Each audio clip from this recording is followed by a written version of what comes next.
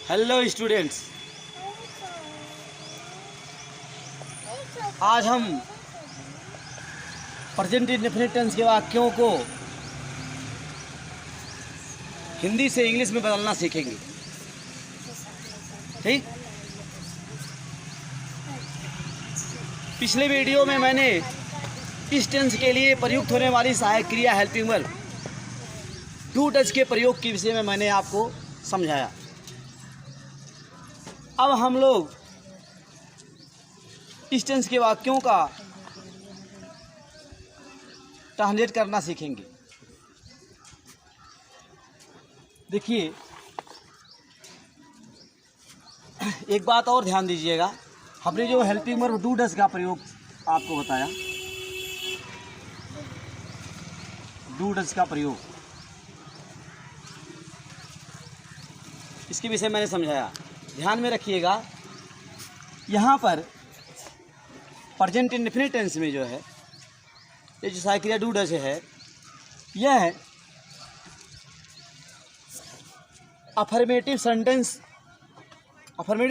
में इसका प्रयोग नहीं होता। अफर्मेटिव सेंटेंस में इसका प्रयोग नहीं करते हैं। ठीक है, इसका जो प्रयोग होता है, ठीक है, निगेटिव सेंटेंसेज,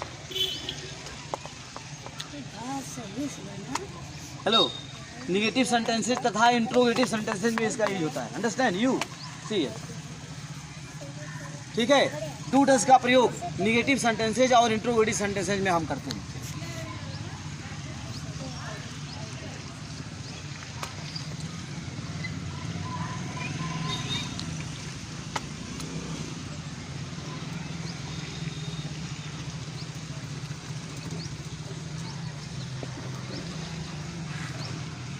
अंडरस्टैंड, इसका प्रयोग जो है किसमें होता है, negative sentences and interrogative sentences में इसका यूज करते हैं। ठीक, इसका यूज होता है, इसका यूज है, इसका डू डज का जो यूज होता है, प्रयोग होता है, किसमें यूज होता है, निगेटिव सेंटेंसेज और इंट्रोगेटिव सेंटेंसेज में होता है। अफर्मेटिव सेंटेंसेज में इसका यूज हम नहीं करते। अंडरस्टैंड, ठीक, समझ बात आ गई।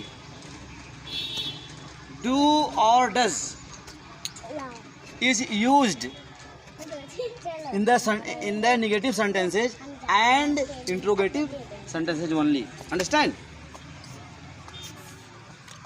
Do or does only used in the interrogative sentences and interrogative sentences and negative sentences. Understand? अब देखिए, इस बात को दिमाग में रखिए, अफर्मेटिव में प्रयोग नहीं होगा। ठीक है, इसका प्रयोग, डू डज का प्रयोग निगेटिव में और इंट्रोगेटिव में होगा। ठीक, आगे देखिए।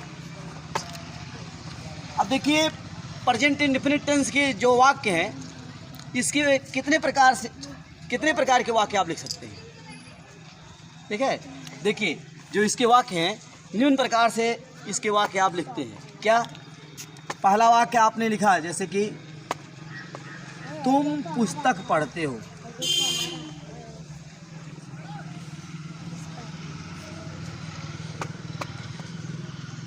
ठीक, इस प्रकार से आप वाक्य लिख सकते हो। अंडरस्टैंड, तुम पुस्तक पढ़ते हो। ठीक,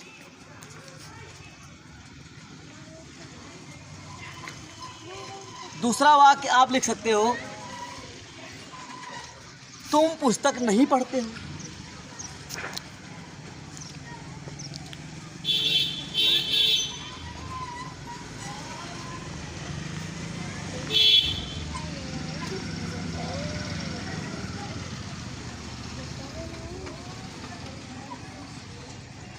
ऐसे भी वाक्य लिख सकते हो। ठीक, तीसरा वाक्य आप लिख सकते हो, तुम कभी पुस्तक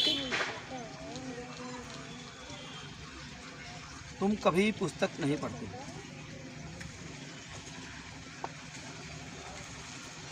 तुम कभी पुस्तक नहीं पढ़ते हो।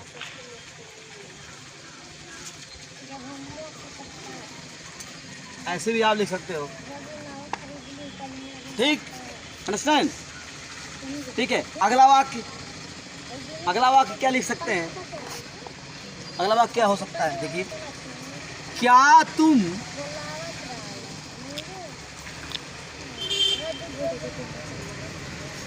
सुनो, क्या से शुरू करके, क्या तुम पत्र लिखते हो? No no no no no no no, पत्र नहीं, नो, पुस्तक। क्या तुम पुस्तक पढ़ते हो? ठीक, अगला वाक्य क्या हो सकता है? तुम पुस्तक क्यों पढ़ते हो? तुम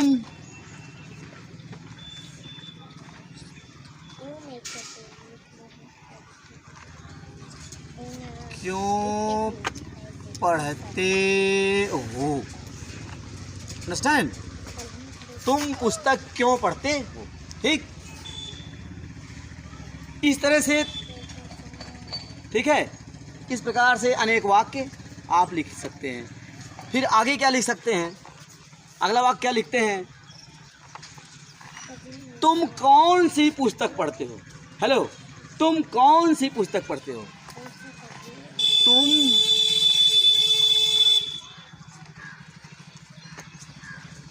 तुम कौन सी पुस्तक पढ़ते? अंडरस्टैंड? हेलो, ठीक, फिर क्या लिख सकते हैं आप? देखिए,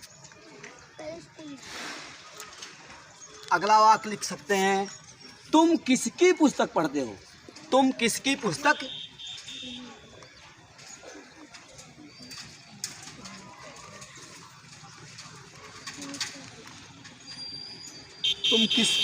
पढ़ते हो?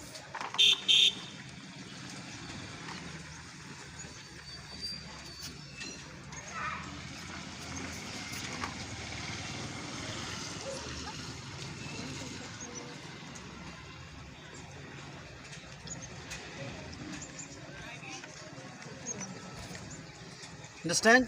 इस प्रकार से आप वाक्य लिख सकते हैं। ठीक, ध्यान दीजिएगा। तुम पुस्तक पढ़ते हो, ये कैसा वाक्य है? ये अफर्मेटिव वाक्य है। ये क्या है? ये अफर्मेटिव क्या है? AFFIRMATIVE,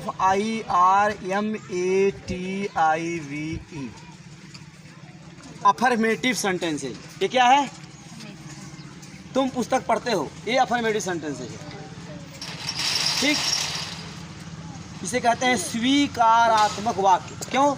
क्योंकि यहाँ तुम्हारे द्वारा पुस्तक का पढ़ना स्वीकृत है।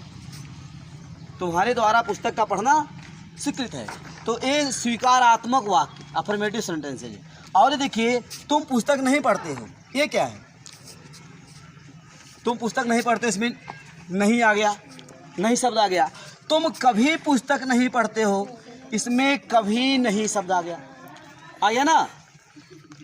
तुम कभी पुस्तक नहीं पढ़ते हो। तो इस तरह से ये दो वाक्य क्या हो गया स्टूडेंट्स? Negative sentences. क्या हो गया? Negative sentences. ठीक, और स्टूडेंट देखो, क्या तुम पुस्तक पढ़ते हो? ये प्रश्न, हेलो, समझने की प्रयास कीजिए आप। इसमें प्रश्न पूछा जा रहा है, क्या तुम पुस्तक पढ़ते हो? तुम पुस्तक क्यों पढ़ते हो? यहाँ क्यों शब्द बीच में आ गया?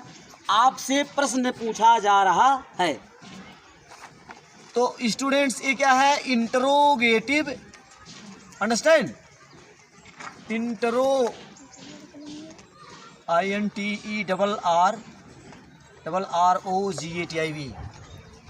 आप जानते हैं इंटरोगेटिव। यहाँ देखिए, समझ सकते हैं आप, इंटरोगेटिव सेंटेंसेस। अच्छा, हाँ, सभी देखिए, जो नीचे जो चार वाक्य है, 1 2 3, ये चारों सभी चारों वाक्य 1 2 3, ये चारों वाक्य जो है ये इंटरोगेटिव है। क्या है? ठीक, तुम कौन सी पुस्तक पढ़ते हो, प्रश्न पूछा जा रहा है। तुम किसकी पुस्तक पढ़ते हो, इसमें भी प्रश्न पूछा जा रहा है। तो नीचे के जो चार वाक्य हैं ये इंटरोगेटिव सेंटेंसेस हैं। ऐसे इंट्रोगेटिव सेंटेंस तमाम प्रकार से तमाम प्रकार से इस तरह बन सकते हैं। आगे और बन सकता है, तुम कितनी पुस्तकें पढ़ते हो, ठीक है, ऐसे। तो इस तरह से इंट्रोगेटिव सेंटेंस बन सकते हैं। अच्छा, अब देखिए अफर्मेटिव सेंटेंसेज, इसको आइए इसका हम ट्रांसलेट करते हैं। अफर्मेटिव सेंटेंस का, अफर्मेटिव का सेंटेंस का ट्रांसलेट करने के लिए जो फार्मूला है, क्या फार्मूला, इसका फार्मूला पहले सब्जेक्ट क्या होगा, सब्जेक्ट, तत्पश्चात मेन वर्ब क्या होगा, मेन वर्ब मुख्य क्रिया।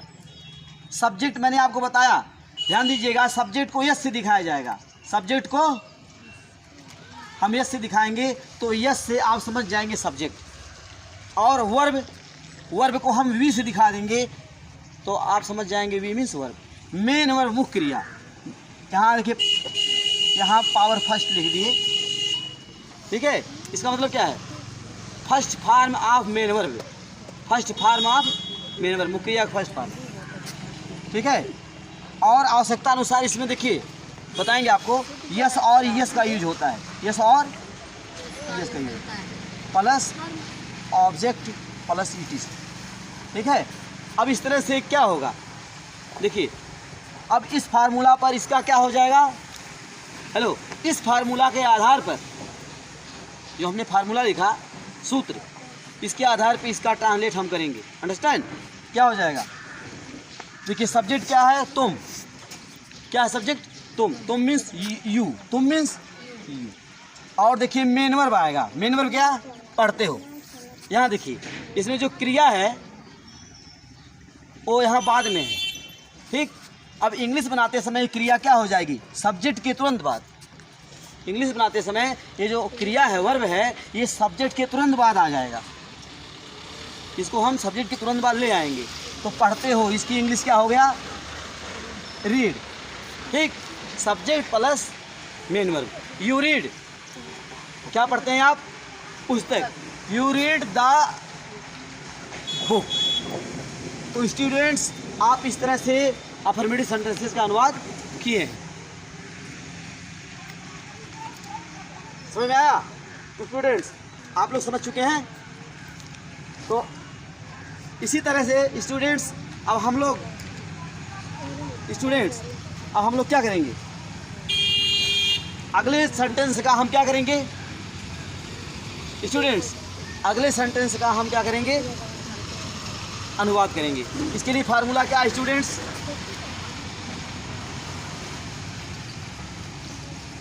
सब्जेक्ट प्लस, देखिए मैंने आपको बताया था टू डज का प्रयोग पहले मैंने लिख दिया है, केवल निगेटिव सेंटेंसेज और इंट्रोगेटिव सेंटेंसेज में होता है, अफर्मेटिव में नहीं होता है। तो आपने देखा इसका प्रयोग, डू डज का प्रयोग यहाँ पर अफर्मेटिव में नहीं हुआ। अब देखिए निगेटिव में जो है यहाँ पर प्रयोग होगा, किसमें, तुम पुस्तक नहीं पढ़ते हो, ठीक। यहाँ पर अब इसका प्रयोग हो जाएगा, किसका, हेल्पिंग वर्ब का, डू डज का। तो देखिए तुम, यू के साथ क्या लगता है, कौन बताएगा स्टूडेंट, आपका नाम क्या है, इनका नाम, हाँ उजाला। तो उजाला जी आप बताइए, यहाँ पर सब्जेक्ट क्या है, तुम, यू।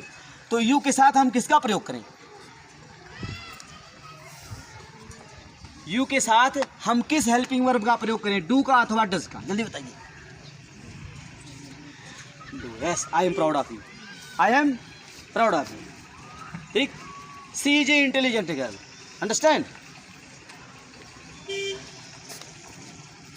तो सब यहाँ देखिए, तो यहाँ पर यू क्या है, सब्जेक्ट है, यहाँ पर हम क्या करेंगे, डू का प्रयोग भी करेंगे। अच्छा पहले फार्मूला लिख लीजिए, subject plus do upon does, यहाँ निगेटिव में क्या होगा, प्रयोग हो जाएगा, subject plus do upon does plus main verb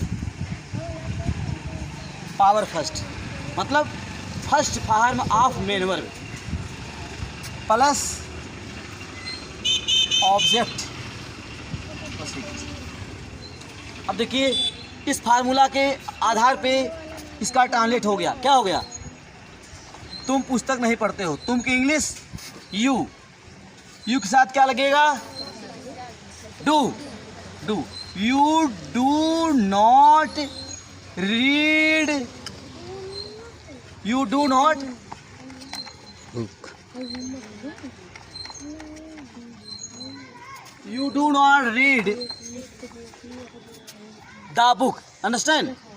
You do not read the. ठीक। अब देखिए और दूसरा निगेटिव, तुम कभी पुस्तक नहीं पढ़ते हो। स्टूडेंट्स, कभी नहीं कि इंग्लिश नेवर, कभी नहीं कि इंग्लिश क्या होती है, नेवर। तो यहाँ देखिए, यहाँ नेवर आएगा, सब्जेक्ट प्लस नेवर क्या आएगा, ध्यान दीजिएगा, तुम कभी पुस्तक नहीं पढ़ते। चीज प्रॉब्लम,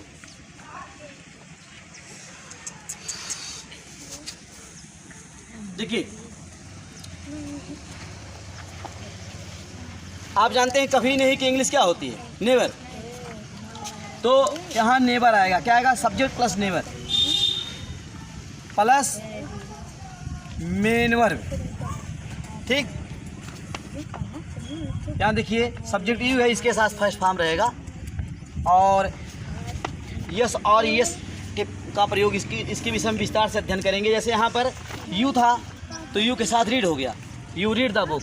लेकिन अगर यहाँ पे मान लीजिए ही होता, क्या होता, ही, तो ही रीड्स क्या हो जाता, अगर यहाँ पे ही होता तो हो जाता he reads the book. Understand? तो यहाँ कहने का मतलब ही के साथ रीड्स हो जाता, क्या हो जाता, ही के साथ क्या हो जाता, रीड, उसमें यस लग जाता। तो इसलिए यस और यस लिखा गया है। इसका जो यूज है, यस और यस का यूज, इसके बारे में आगे चलकर हम विस्तृत रूप से अध्ययन करेंगे, आपको इसके बारे में अच्छी तरह समझा देंगे। तो यहाँ देखिए, तो यहाँ मैन फर्स्ट फॉर्म प्लस यहाँ ब्रैकेट में क्या, यस और यस, यस और यस अथवा यस प्लस ऑब्जेक्ट, इस तरह से यस और यस कहाँ लगता है इसके बारे में आपको बताएंगे। ठीक है, यहाँ देखिए, तुम कभी पुस्तक नहीं पढ़ते हो, तो यहाँ क्या हो गया, तुम यू नेवर मीन्स कभी नहीं, यू नेवर